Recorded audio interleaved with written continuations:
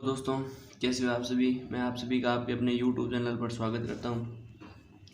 दोस्तों, अभी तक हमने देखा था कि किस प्रकार हमने चक्रवर्ती ब्याज के बेसिक को क्लियर किया, उसके बहुत सारे क्वेश्चनों को देखा। अब हम उसके आगे थोड़े क्वेश्चनों को देखते हैं। तो पहला क्वेश्चन है, चक्रवर्ती ब्याज से कोई राशि 2 वर्षों में 2.25 गुना हो जाती है तो वार्षिक ब्याज की वार्षिक रेट क्या होगी। तो दोस्तों, कंपाउंड इंटरेस्ट पढ़ रहे हैं, कंपाउंड इंटरेस्ट पढ़ रहे हैं हम, इसको बोलते हैं चक्रवर्ती ब्याज।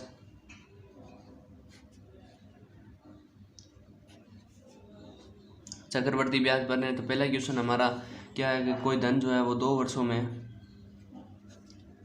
2.25 गुना हो जाता है। तो मैंने मान लिया कोई धन था 1p, यानी p यानी होता है आप प्रिंसिपल, 1p था, वो कितना हो गया 2.25p, यानी इतना हो गया 2 वर्षों में। तो यहाँ से मैं इसका p से p रेशो निकाल लेता हूँ। p का पहला क्वेश्चन है अपना, p से p मैंने रेशो निकाला था, ये हो जाएगा 1 और ये हो जाएगा 2.25। अब पॉइंट हटेगा तो इधर 100 आ जाएगा, इधर 100 आ जाएगा तो ये हो जाएगा 225। अब देखो ये किसका वर्ग है, ये किसका वर्ग है, तो मैं यहाँ पे वर्ग निकाल देता हूँ इसका। ये 10 का वर्ग है, ये 15 का है, ये तो आप जानते हो। आपको क्या करना है, रेट फाइंड आउट करनी है, ब्याज की वार्षिक दर क्या होगी। तो रेट याद करने के लिए हम क्या करते हैं, दोनों का अंतर कितना है 5 का अपॉन 10 इंटू 100, तो 0 से 0 चला जाएगा, यानी 50% की दर से अगर कोई मूलधन है वो 2 वर्षों के लिए कितना हो जाएगा 2.25 गुना हो जाएगा। क्लियर हो गया। 2 साल है इसमें टाइम, क्योंकि स्क्वायर निकाला है हमने, 100 का स्क्वायर निकाला है, 2 साल, यहाँ 2 रखेंगे तभी तो हमारा ये निकलेगा। तो इस प्रकार ये हमारा पहला क्वेश्चन क्लियर हो गया। दूसरा देखते हैं, दूसरे क्या कह रहा है। दूसरा कह रहा है कोई धनराशि जो है वो चक्रवर्ती ब्याज से 4 वर्षों में अपनी 2 गुनी हो जाती है, यानी कोई धनराशि है वो 4 वर्षों में कितनी हो जाती है 2 गुनी हो जाती है, और वही राशि अपने से 8 गुनी उसी ब्याज की दर से निम्न समय में हो जाएगी, यानी 8 गुनी करना है तो कितना साल लगेगा, तो कितना साल लगेगा, तो यहाँ पे साल फाइंड आउट करना है। तो आपको पता है मैंने एक फॉर्मूला बताया था, N1/T1 होता है, इसी प्रकार बराबर हो लेते हैं N2 1/T2, ये फॉर्मूला याद रखना है। N1 का मान कितना है 2 और T1 कितना है 4 साल। इसी प्रकार N2 कितना है 8 गुना है, T2 हमको क्या है ज्ञात करना है। अब देखो इसका बेस तो 2 बनाया हुआ है, इसका बेस भी 2, ये आधार 2 है, इधर भी 2 बना देते हैं तो 2 का क्यूब हो जाएगा अपॉन T2 हो जाएगा। अब 2 से 2 तो कट जाएगा, तो ये कितना हो जाएगा 1/4 अपॉन 3/T2, यानी T2 हमारा कितना हो जाएगा, आपस में क्रॉस मल्टीप्लाई हो जाएगी, तो ये हो जाएगा हमारा 12 वर्ष। तो कोई भी जो धन है वो 12 वर्षों में क्या है 8 गुना हो जाएगा। तो यहाँ तक क्लियर हो गया। और इसे ऐसे भी पता है हमको, कोई धन है 4 वर्षों में 2 गुना हो रहा है, तो 8 वर्षों में कितना होगा 4 गुना, 12 वर्षों में 8 गुना होना ही है। अब हम आगे बात करते हैं तीसरे क्वेश्चन क्या कह रहा है। देखो दोस्तों, तीसरे क्वेश्चन कह रहा है कोई मूलधन है हमारे पास, मूलधन दिया हुआ है 25,000 रुपया। तो मैं यहाँ तीसरे क्वेश्चन लिख देता हूँ, मूलधन दिया हुआ है 25,000 रुपया, टाइम दिया हुआ है 3 वर्ष, इसी प्रकार रेट दी हुई है 12%। हमको याद क्या करना है, कंपाउंड इंटरेस्ट याद करना है। तो कंपाउंड इंटरेस्ट याद करने के लिए आपको सबसे पहले मैं बताता हूँ कि सबसे पहले रेट को आपको कैसे लिखना है, रेशो में लिखना है। तो रेट को 12% को मैं 12/100 लिख देता हूँ, तो ये कितना हो जाएगा 6/50, यानी ये हो जाएगा 3/25 हो जाएगा।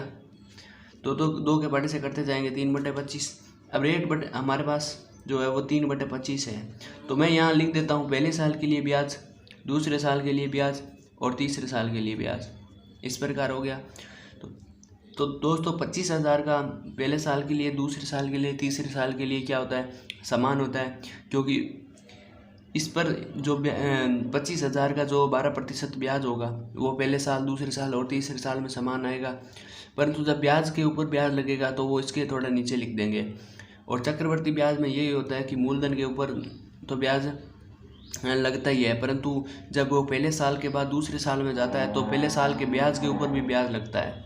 तो 25,000 है, उसको 3/25 के रूप में हमने लिखा, ये क्या है हमारा, ये मूलधन है, ये हमारा ब्याज है।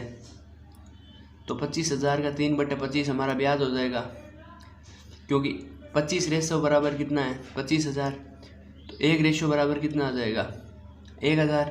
तो 3,000 रुपये हमारा यहाँ से क्या आ जाएगा पहले साल के लिए, दूसरे साल के लिए, क्योंकि ब्याज तो हमेशा 25,000 पर 3,000 रुपये हर साल लगता रहेगा। परंतु चक्रवृद्धि ब्याज में क्या होता है कि ब्याज के ऊपर ब्याज लगता है। अब 3,000 का क्या ये मूलधन बन गया, तो 3/25 को इस 3,000 के बराबर करो, तो ये कितना हो जाएगा 25 एकम 25, पीछे कितना बचा 5, 25 दूनी 50। तो मैं यहाँ 3/25 इंटू 3,000 करता हूँ, तो ये हो जाएगा 25 एकम 25, 5, 50, 25 दूनी 50, ये 120, 12 में 24 12 36, यानी 360 रुपये।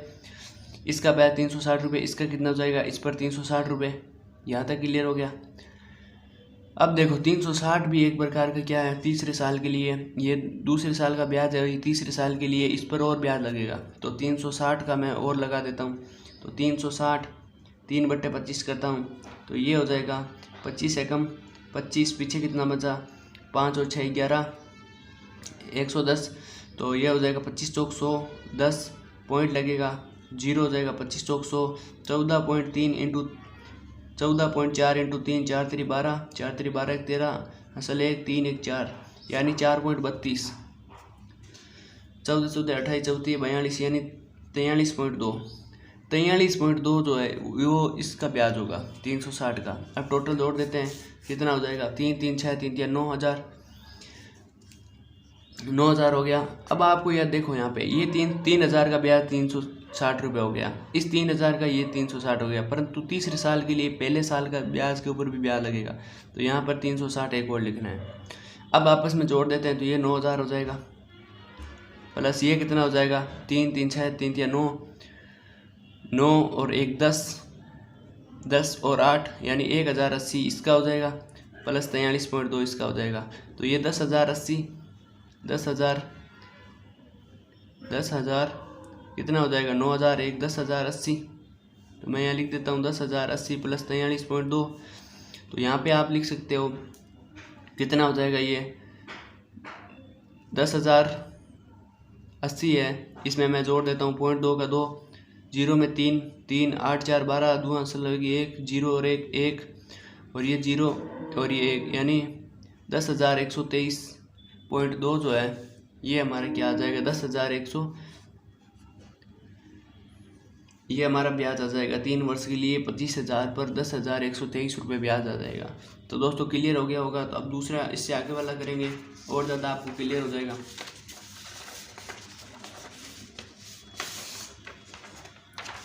इसी प्रकार चौथा क्वेश्चन क्या कह रहा है, देखो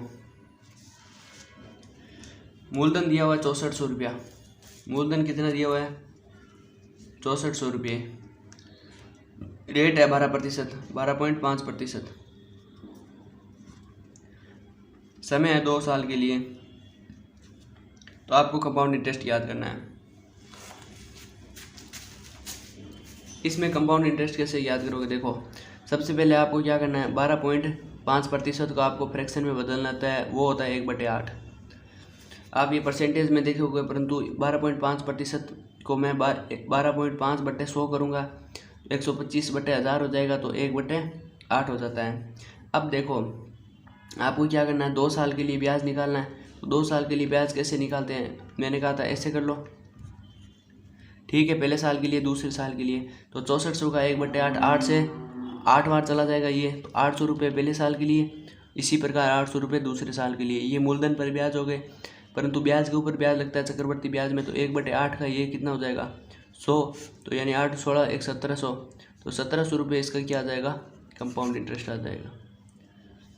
यहाँ तक क्लियर हो गया। तीसरा क्वेश्चन भी इसी प्रकार है, जिसमें 2 अलग अलग रेट दी हुई है, 8,000 है, सक्सेसिव केस लगेगा इसमें। तो मैं यहाँ पे हम करते हैं इसको, पहले इसको किस प्रकार करना है, देखो 8,000 रुपये मूलधन दिया हुआ है, 8,000 रुपया। जब मूलधन 8,000 है, रेट 2 दी हुई है, यानी एक 10% और एक 20%। तो मैं रेट को R1 R2 इसको मैं रेटों को क्या लिख देता हूँ, भिन्न में लिख देता हूँ।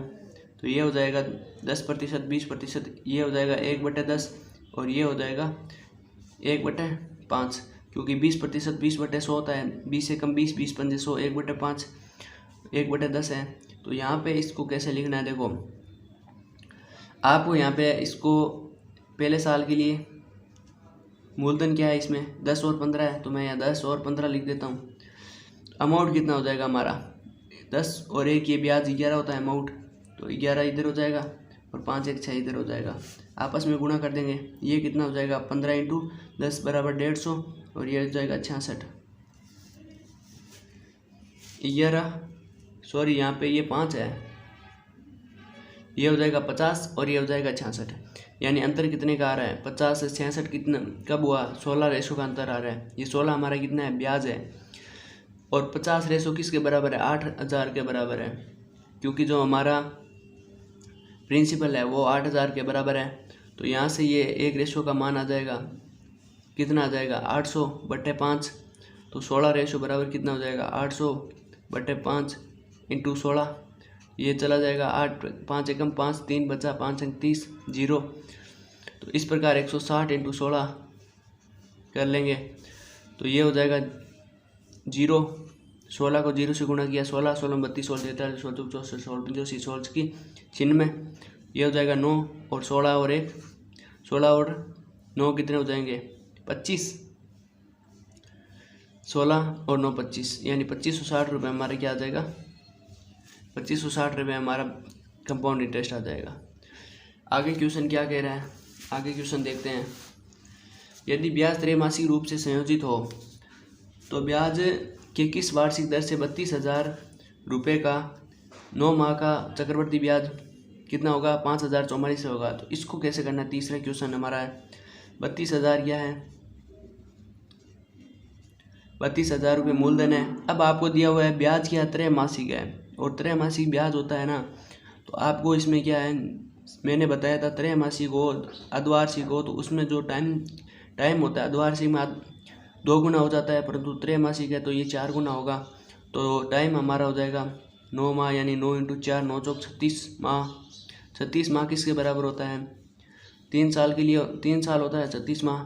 इसी प्रकार चक्रवर्ती ब्याज कितना दे रखा है 5044, यहाँ तक क्लियर हो गया। अब देखो जब चक्रवर्ती ब्याज 5044 है, मूलधन 32,000 है, तो आपको क्या पता चल गया अमाउंट कितना हो जाएगा, दोनों का योग होता है, तो ये 32 और 5 कितना हो जाएगा 37,044। अब देखो 32,000 और 37,044 है, इनका आपको क्या रखना है 3 साल के लिए है, तो इनका आपको क्यूब रूट निकाल देना है। क्यूब रूट निकालोगे तो 32 का क्यूब रूट क्या होता है, यहाँ पे आपको देखो 32 का क्यूब रूट करने के लिए यहाँ पे इस प्रकार होगा 2 × 2 4 × 2 × 2 × 2 × 2 2 4 4 8 8 16 16 32, यानी 5 बार मैंने लिख दिया। ये 3 0 है तो इसको इस प्रकार लिख देते हैं, लिख दिया। अब इसको देखो ये कितने का लग रहा है आपको,